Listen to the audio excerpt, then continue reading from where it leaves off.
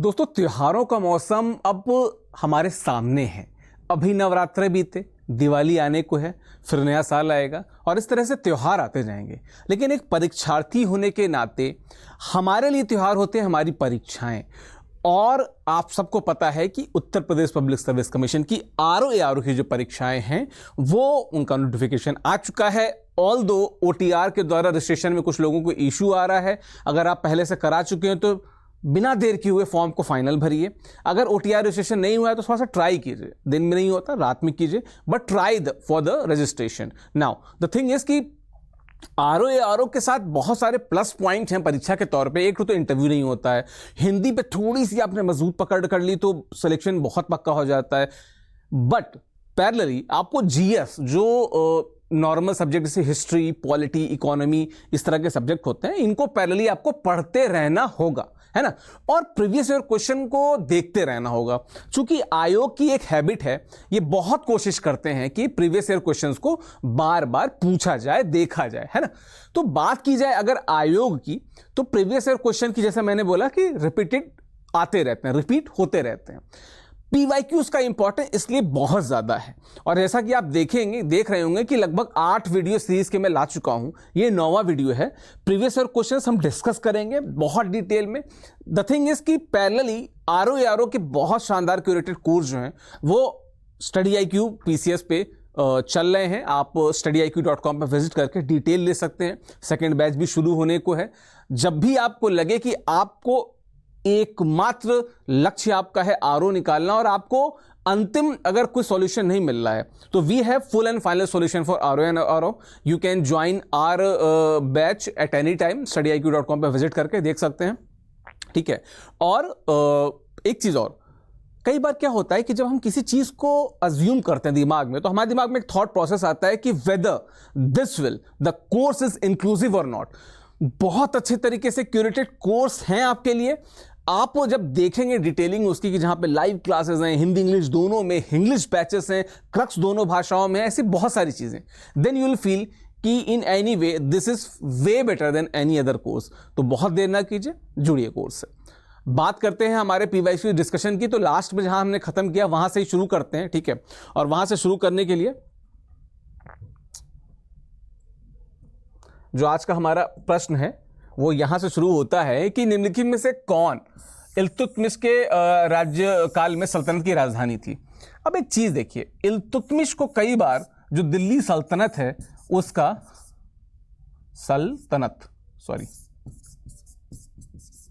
दिल्ली सल्तनत का वास्तविक जिसे कहते हैं कि अभिषेक करने का जिसको क्रेडिट जाता है, वो इल्तुतमिश को कई बार कहा जाता है। इसकी वजह इसमें ही प्रश्न में छुपी हुई है। चूंकि आपको पता होगा कि इल्तुतमिश से पहले जो ऐबक थे, कुतुबुद्दीन ऐबक जो थे, ठीक है, ऐबक जी के टाइम पे जो लाहौर था, लाहौर जो थी वो राजधानी थी दिल्ली सल्तनत की। इल्तुतमिश ने उसे दिल्ली कर दिया एंड सिंस देन दिल्ली सल्तनत उसका नाम पड़ा। तो दिल्ली सल्तनत के जो वास्तविक जिनका अभिषेक का श्रेय जाता है, ही वॉज इल्तुतमिश, और उत्तर है Delhi. The answer is D, Delhi, ठीक है। बात किया जाए अगर अगले प्रश्न की, तो ठीक है, 1210 में सल्तनत की राजधानी को लाहौर से दिल्ली स्थानांतरित कर दिया था इल्तुतमिश ने। इसका ध्यान रखना है। निम्नलिखित में से कौन राजा मोहम्मद गोरी के द्वारा चंदावर के युद्ध में पराजित किया गया था। अब आपको पता है कि मोहम्मद गोरी का जब नाम आता है तो तराइन का युद्ध आता है, पृथ्वीराज चौहान आते हैं, पर एक और नाम जुड़ता है पृथ्वीराज चौहान के साथ में। कई बार बिट्रेल से उनका नाम जुड़ता है कि उन्होंने धोखा दिया पृथ्वीराज चौहान को, और बहुत सारी स्थानीय कहानियां भी हैं, मूवीज भी बन चुकी हैं इस पे। तो बहुत डिटेल में आप इसको सुन चुके होंगे, पढ़ चुके होंगे, कई बार फैक्चुअली करेक्ट, कई बार फैक्चुअली इनकरेक्ट। लेकिन कुछ चीजें जो ऐतिहासिक रूप पे साक्ष्य के तौर पे हमारे सामने उपस्थित रहती हैं, मौजूद हैं, उनमें से एक है ये चंदावर का युद्ध। और चंदावर के युद्ध में मोहम्मद गोरी ने हराया था, बिल्कुल आप सही कह रहे हैं, जयचंद को, ठीक है। तो जयचंद को किसने हराया था? जब हम बात करें पृथ्वीराज चौहान की, तो इनको तराइन के युद्ध में हराया था, लेकिन जयचंद को हराया था चंदावर के युद्ध में, ठीक है। चंदावर के युद्ध में 1194 में इन चंदावर में हराता है। और आप बताइए कि 1198 था या 1098 था? मैं बहुत क्लियर आंसर है। कई बार मैं इसलिए पूछता हूं कि देखिए, हमने बहुत पहले जो हमारा सबसे फर्स्ट वीडियो था इससे रिलेटेड, वहां पे और उसके बाद के वीडियोस में भी क्वेश्चन को देखते देखते एक ट्रेंड समझा था। वो ट्रेंड क्या था कि आयोग कई बार तो बहुत तार्किक लॉजिकल प्रश्न पूछता है, लेकिन बहुत बार आयोग क्या करता है कि बहुत इलॉजिकल से लगातार फैक्ट्स डाल देता है। 11 अक्टूबर, 12 अक्टूबर, 13 अक्टूबर, 14 अक्टूबर, अब बताइए। अब इसमें क्या होता है कि अगर एग्जैक्ट फैक्ट आपको नहीं पता है तो आप कंफ्यूज हो जाएंगे। That's why I am asking, comments में इसमें बताइएगा, ठीक है। तो मोहम्मद चंदावर के युद्ध में गढ़वाल, अच्छा ये गढ़वाल के शासक थे जो अपने क्या कहते हैं जयचंद साहब थे, को पराजित किया। जयचंद गढ़वाल वंश का अंतिम शासक था, चूंकि उसके बाद इनका कब्जा हो जाता है, ठीक है। अब लगे कि निम्नलिखित में से किस परिवार ने सर्वप्रथम अकबर के साथ वैवाहिक संबंध स्थापित किए। तो अगर आपको जो वेस्टर्न इंडिया है वहां के कुछ विशेष वंशों की बात आती है तो उसमें एक वंश आता है कछवाहा वंश का। तो कछवाहा वंश जो थे उन्होंने पहले अपनी जो वैवाहिक संबंध थे वो अकबर के साथ में स्थापित किए थे। अकबर के सेंस में पूछ रहा है तो इसका आंसर है कछवाहा वंश, ठीक है। आमेर के जो कछवाहा शासक भारमल अथवा बिहारी मल, ये दोनों ही नाम मिल जाते हैं, चूंकि आपको पता है कि जो भारत की जो एथनिक जो विरासत है ना वो बहुत ज़्यादा डाइवर्स है। तमाम लेखक या तमाम इतिहासकारों ने उसको अपने तरीके से अपनी भाषाओं में पिरोया है। इस वजह से लैंग्वेज को लेकर कंफ्यूज नहीं होना है। तो इनकी पहले राजपूत राजा थे जिसने अकबर की अधीनता शिक्षा स्वीकार की थी। 1562 में अजमेर में मोइनुद्दीन चिश्ती की दरगाह पर अकबर की यात्रा के समय राजा भारमल ने उसे अपनी पुत्री हरखा बाई के साथ विवाह का प्रस्ताव दिया। अब आपको बताऊं कि एक मूवी आपने देखी होगी जोधा अकबर, उसमें जो जोधा भाई का नाम आता है बेसिकली उनका नाम हरखा भाई था। जोधा भाई को लेके बहुत सारे मतलब कहानियां किंवदंतियां प्रचलित हैं। ऐतिहासिक रूप पे हमें थोड़ा सा कंफ्यूज नहीं होना है। उन्होंने किसी पॉपुलर टेल को लेके बना दिया, बट द एक्चुअल नाम जो इतिहास में मिलता है वो हरखा बाई का मिलता है, हरखा बाई का मिलता है, ठीक है। हरखा बाई का मिलता है और ये जो कछवाहा राजा थे उनकी सुपुत्री थी और अकबर से शादी की इनकी बात होती है, ठीक है। लेकिन जिसे अकबर ने स्वीकार कर लिया था। अगला है निम्नलिखित में से किसने महाभारत का फारसी में अनुवाद किया था, ठीक है। फारसी में अनुवाद किया था। अब अगर एक बुक का नाम आपको पता होगा, मैंने उसको डिस्कस किया है, उसका नाम था रज़्मनामा।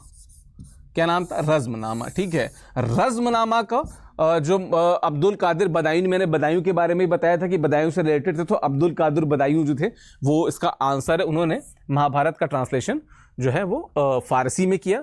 फिर मैंने आपको कुछ स्क्रिप्ट से रिलेटेड प्रश्न भी पूछे थे। अगर आप कमेंट बॉक्स में नहीं बता रहे तो अपनी नोटबुक में जरूर उसको लिखते रहिएगा, ठीक है। So the answer is Abdul Qadir Badayuni. अब इसमें लिखा भी हुआ है कि यह अनुवाद फैजी अबू फजल के जो भाई और अब्दुल कादिर बदायूनी ने 1540 से 1615 के दौरान किया था। फारसी में रज़्म का अर्थ है युद्ध और नामा का अर्थ है कहानी। तो अर्थात इसका मतलब क्या हो गया, महाभारत का उन्होंने क्या कर दिया, महाभारत दैट इज रज़्मनामा, ठीक है, विच मीन्स युद्ध की कहानी, ठीक है। बात किया जाए अगले प्रश्न की, तो अगला प्रश्न बात करता है कि निम्नलिखित में किसका मकबरा भारत से बाहर स्थित है, भारत से बाहर स्थित है। अब बात किया जाए अगर हुमायूं की, तो हुमायूं का मकबरा कहाँ पे है? अगर आप दिल्ली से एनसीआर से हैं तो आप बहुत आराम से बता देंगे हुमायूंस टूम कहाँ पे है, हुमायूं का मकबरा कहाँ पे है, ये दिल्ली में है। बात किया जाए अगर औरंगजेब की, तो औरंगजेब का मकबरा कहाँ पे है? औरंगजेब का मकबरा कहाँ पे है? औरंगाबाद में, ठीक है। औरंगाबाद कहाँ पे है? अगर आपको पता हो तो दिस इज इन बिहार, ठीक है। जहांदार शाह, मैं जहां से आता हूं इलाहाबाद, यहां पे एक जगह है जिसको कहते हैं खुसरो बाग, नुक्ता है यहां पे, खुसरो बाग और बाग इसको लिख देते हैं, खुसरो बाग।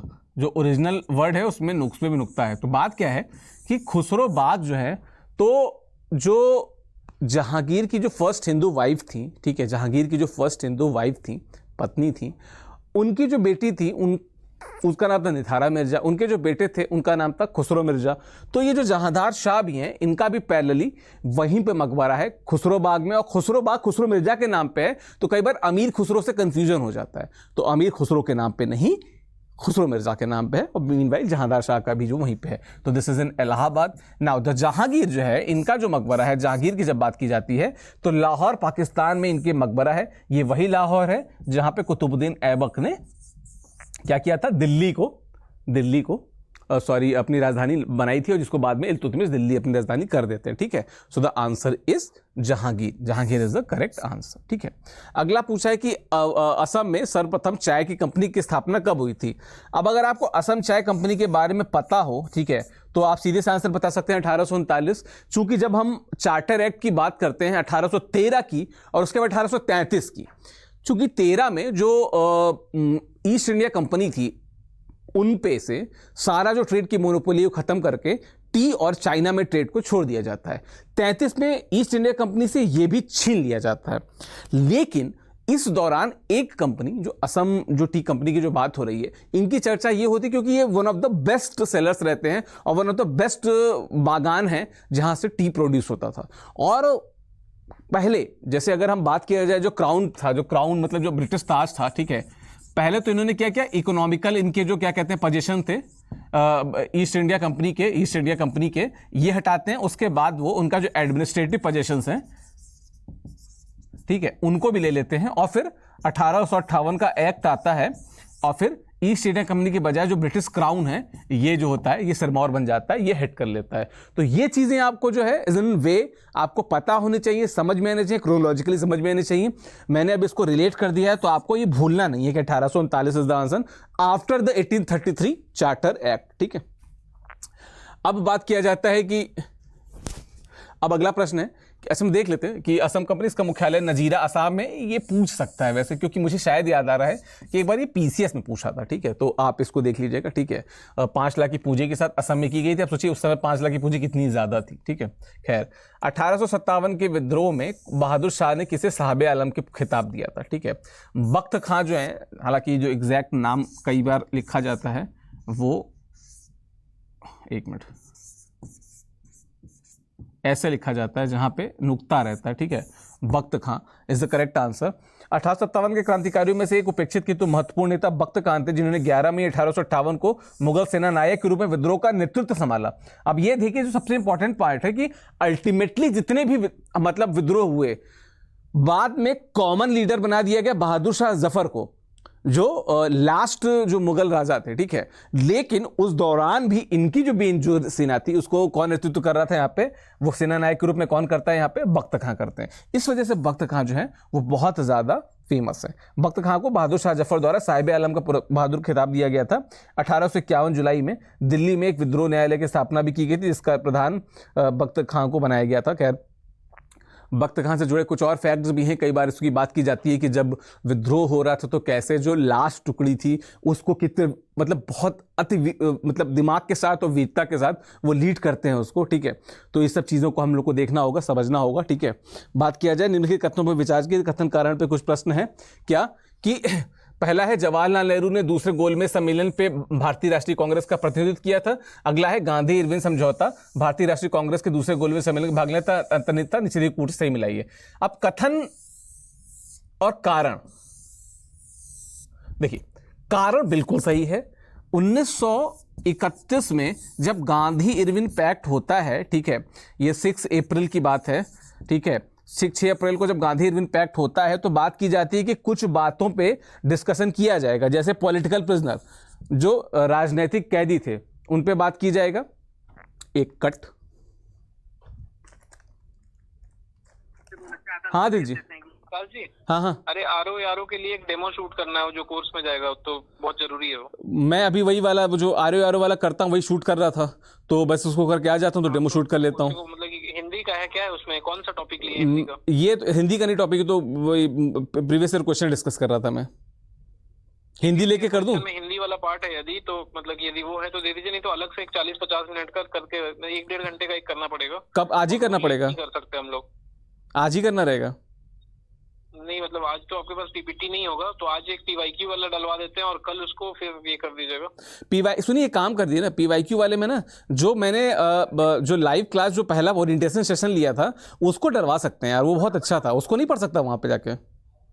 नहीं वो आज के लिए डलवा दीजिए भले ही बोल के, लेकिन अदरवाइज मतलब एक अनुलोम विलोम जो भी होता है ना अनुलोम विलोम नहीं होता है, ठीक है, तो पर्यायवाची और जो भी आता है ना मतलब व्याकरण, तो ठीक है, उसमें से कुछ लेके करवा दीजिएगा ना। ठीक है, मैं अभी आप मिल रहा हूँ आपसे, बस मैं ये 10 मिनट में वीडियो खत्म हो जाएगा, मैं आ रहा हूँ आपके पास, आ रहा हूँ, मिल रहा हूँ, ठीक।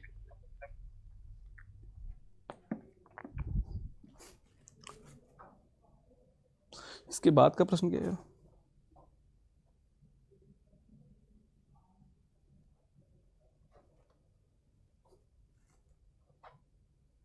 चलो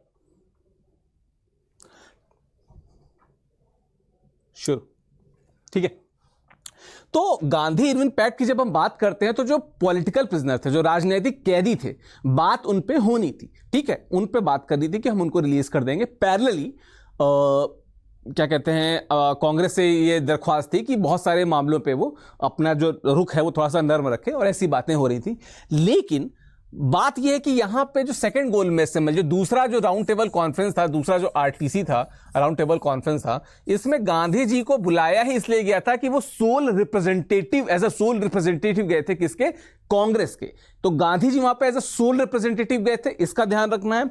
दूसरी बात क्या करनी है, राउंड टेबल कॉन्फ्रेंस की जब हम बात करते हैं तो एक दूसरी बात उसमें क्या हमको ध्यान रखना है, दूसरी बात हमको यह ध्यान रखना है राउंड टेबल कॉन्फ्रेंस में क्या, कि जब भी हम राउंड टेबल कॉन्फ्रेंस की बात कर रहे हैं, देख रहे हैं, तो हमको तीनों को, 1 2 3 को देखना है। क्रमागत रूप से यह भी देखना है कि सिविल डिसओबीडियंस मूवमेंट शुरू कब हुआ, उसका सेकंड फेज कब शुरू हुआ। क्या वो आरटीसी सेकंड के बाद शुरू हुआ या आरटीसी थर्ड के बाद शुरू हुआ? अगर आरटीसी सेकंड के बाद शुरू हुआ तो क्या कारण था? क्या कोई नाराजगी और बढ़ गई थी, या ये जो गोलमेज सम्मेलन में डिस्कशन हुआ था गांधी इरविन पे, ये अपने डायरेक्शन में नहीं जा पाया? इन सब बातों पर विचार करेंगे। तो बिल्कुल पहला, ये बिल्कुल गलत है, ये सही है। सो ठीक है, तो ए गलत है, आर सही है, ये इसका करेक्ट एक्सप्लेनेशन होगा, ठीक है, ये इसका आंसर होगा। अगला है, निम्नलिखित कथनों पर विचार कीजिए कि 1853 में जन्मे, ये पश्चिमी भारत के पारसी थे, ठीक है, ये 44 इंडियन स्पेक्टेटर तथा वॉइस ऑफ इंडिया के संपादक थे। ये एक समाज सुधारक थे और सम्मति क्या कहते हैं, समिति आयोग अधिनियम 1891 के पक्ष में प्रमुख संघर्ष करता थे, ठीक है। अब जब बात आती है दादा भाई नेहरू की, ये सीधे ही गलत हो जाते हैं, क्योंकि ग्रैंड ओल्ड मैन जिस समय की बात की जा रही है उस समय ठीक ठाक उनकी उम्र थी, ठीक है। अगर नौरोजी फरदोन जी की बात की जाए तो इनके भी साथ भी सेम चीज़ है, पर इसमें एक नाम है बीएम मालाबारी की, और जब भी हम आयु अधिनियम से जुड़े बात करते हैं, चाहे वो शारदा क्या कहते हैं, हरविलास शारदा की बात हो या मालाबारी जी की बात हो, ये जो पैरेलल बातें आती हैं ये इस तरीके के समाज सुधारकों से जुड़ी रहती हैं। जैसे हम जब विडो रीमैरेज की बात करते हैं तो शुरुआत में हम बात करते हैं राजा राममोहन राय की, लेकिन दिन हम बात करते हैं ईश्वर चरविंदा सागर की, ठीक है। तो इसके उसका उत्तर है बीएम मालाबारी। बीएम मालाबारी समाज सुधारक थे जिन्होंने इंडियन स्पेक्टेटर तथा वॉइस ऑफ इंडिया नाम से पत्र का संपादन किया था, और क्या कहते हैं, बाकी फैक्ट उसमें आप देख सकते हैं पॉज करके, ठीक है। इसका संपादन वर्ष 18 मालाबारी ने दादा भाई नौरोजी विलियम बेडरवन के साथ मिलकर किया था। दादा भाई नौरोजी जो थे, इनसे इनका कनेक्शन जरूर था, लेकिन संपादन ये खुद करते थे, तो कंफ्यूज नहीं होना इसमें, ठीक है। अगला प्रश्न है, अगस्त 1925 में सेंट्रल लेजिस्लेटिव असेंबली के अध्यक्ष कौन चुने गए थे? देखिए, अब इसको इस तरीके से देखिए, इन दोनों नामों को देखिए, ठीक है। These two people were the founding members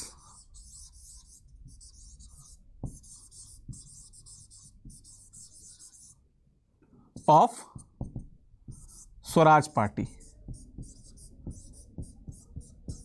ठीक है। स्वराज पार्टी के ये लोग संस्थापक सदस्य थे, ये M R. Jayakar, he was also part of Swaraj party. Then it is asking कि सेंट्रल लेजिस्लेटिव असेंबली के अध्यक्ष कौन थे, और अध्यक्ष का नाम जब भी आता है तो विट्ठल भाई पटेल का नाम आता है।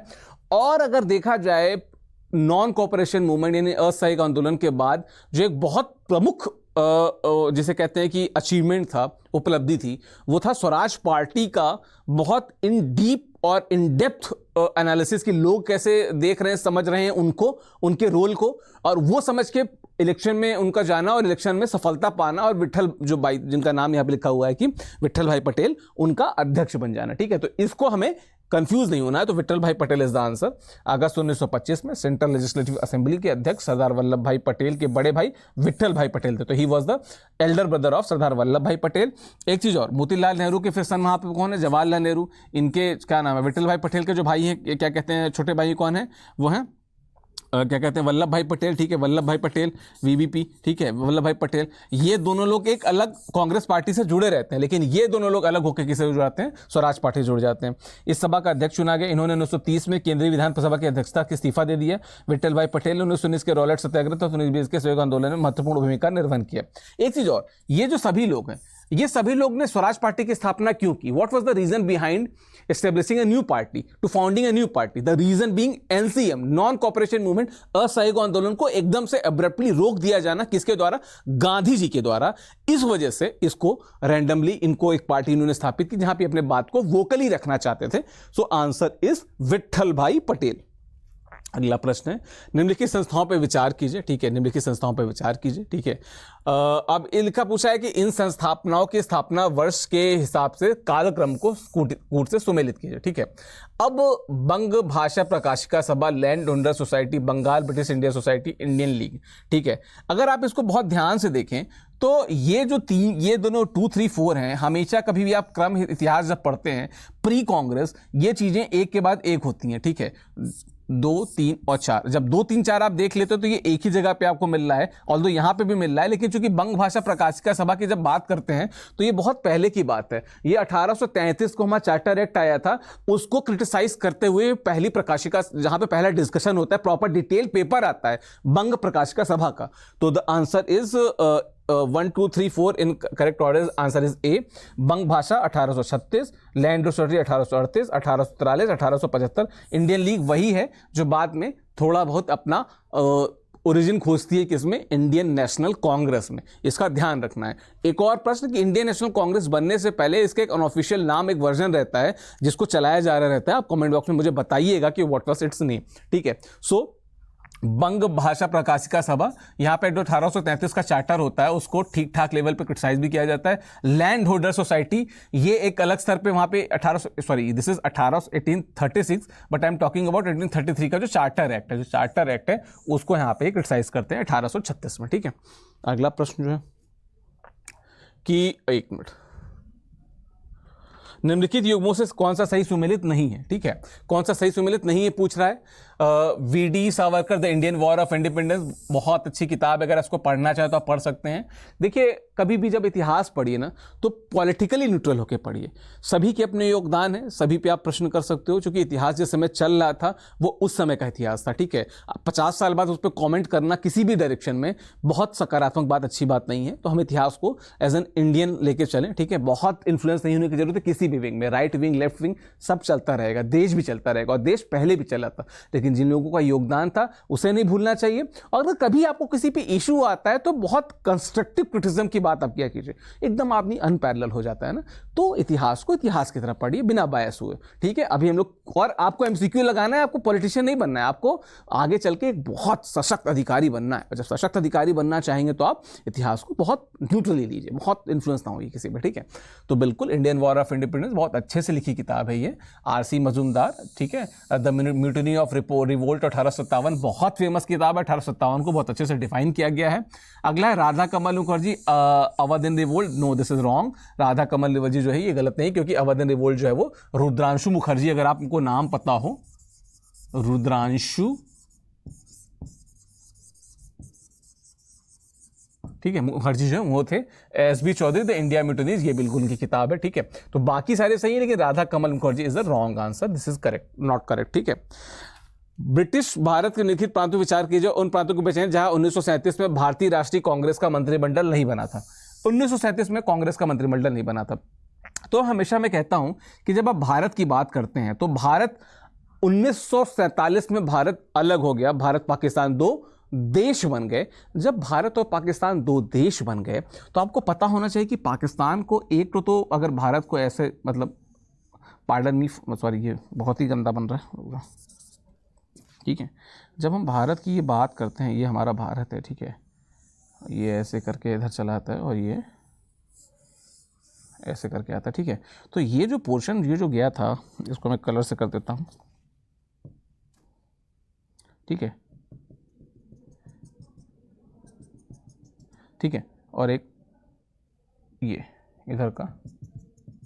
ठीक है, तो अब आप देखेंगे, इसको वापस से मैं रेड पे कर देता हूँ। ठीक है, ये जो पोर्शन है, ठीक है, चाहे वो सिंध का पोर्शन हो, चाहे वो पंजाब का पोर्शन हो, चाहे वो ये इधर का पोर्शन हो, क्या कहते हैं आपका बंगाल साइड का पोर्शन हो, ये तीनों जगह जो कि पाकिस्तान में गए, विच मीन्स कि इन जगहों पे जो लोकल लोग थे, या तो मुस्लिम बाहुल्य थे या तो गैर हिंदू ज़्यादा थे। तो यहाँ पे बाकी जगहों पे तो कांग्रेस ने बहुत अच्छा मजबूत, यहाँ पे बाकी जगहों पे कांग्रेस बहुत अच्छा परफॉर्म किया, पर इन जगहों पे कांग्रेस उतना अच्छा मजबूत, उतना अच्छा परफॉर्म नहीं कर पाई, क्योंकि उस समय पे रीजनल लेवल पे पार्टीज और रीजनल लेवल पे जो अलग कैटेगरीज थे वहां के लोगों ने चुनाव लड़ा और कांग्रेस को वहां पे आउटक्लास किया। तो वहां पे इन जगहों पे, जैसे कि अब सिंध की बात करते हैं, पंजाब की बात करते हैं, बंगाल की बात करते हैं, यहाँ पे न सिर्फ मुस्लिम लीग बल्कि जो लोकल जैसे सिख क्या कहते हैं वहाँ पे कैंडिडेट्स थे वो जीते। तो इन जगहों पे कांग्रेस नहीं स्थापित कर पाई, बाकी जगहों पर उसने मंत्रिमंडल अपना प्रॉपर विधिवत तरीके से स्थापित किया। ठीक है, तो जब मैंने बंगाल की बात की, पंजाब की बात की, तो ये दोनों तो नहीं है, लेकिन पूछा है कि उन प्रांतों को पता नहीं जहाँ पे मंत्रिमंडल नहीं बना, तो 3 और 4 इज द आंसर। तो आंसर इज बी, 3 और 4 यहाँ पे नहीं बना, so the answer is B. बाकी सब जगह पे बना। और अगर एक और चुन जाता है इसमें सिंध, तो वो भी इसका उत्तर हो जाता। ठीक है, तो प्रीवियस ईयर क्वेश्चन का जो हम डिस्कस करते हैं, डिस्कस करने का जो मेन उद्देश्य होता है, वो उद्देश्य क्या होता है? वो उद्देश्य होता है कि आपको विगत वर्षों में आए प्रश्नों के ट्रेंड, उनसे जुड़े उनके एनालिसिस और पैरेलली उनसे जुड़ी वो बातें जो कई बार हम ऑप्शन को देखते समय इग्नोर कर जाते हैं, भूल जाते हैं, उनसे आपको वापस से रूबरू कराना है। तो आप क्या करेंगे? अभी आप जाएंगे प्लेलिस्ट पे, प्लेलिस्ट में आर संपूर्ण सीरीज देखेंगे, उसके 8 वीडियो आ चुके हैं, ये 9वां वीडियो है। कोशिश कीजिए कि सारे वीडियो को अगर आपने नहीं देखा है तो 1 गो में देखिए, ताकि आपको क्वेश्चन तैयार हो। अभी हम लोग मॉडर्न हिस्ट्री पे हैं, ये सीरीज लंबी चलेगी और सभी सब्जेक्ट के प्रीवियस ईयर क्वेश्चन को खत्म करने की कोशिश होगी। ठीक है, तो एक बात और याद दिला दूं कि स्टडी IQ PCS RO का बहुत शानदार कोर्स लेके आ रहा है। जब भी आपको लगे कि आपको कोर्स करना है और सफलता पानी ही पानी है, studiiq.com पे विजिट कीजिए, हमारी डिटेल देखिए, कोर्स का PDF डाउनलोड कीजिए, समझिए उसको, और लगे कि ये बहुत अच्छा कोर्स है, जो कि है, तो आप studiiq.com पे क्वेरी के लिए कॉल कर सकते हैं या वहीं से आप कनेक्ट हो सकते हैं किसी भी हमारे क्या कहते हैं सपोर्ट टीम से, वो आपको बता देगी कैसे कोर्स लेना है। हमसे जुड़े रहने के लिए बहुत बहुत धन्यवाद, बहुत बहुत शुक्रिया।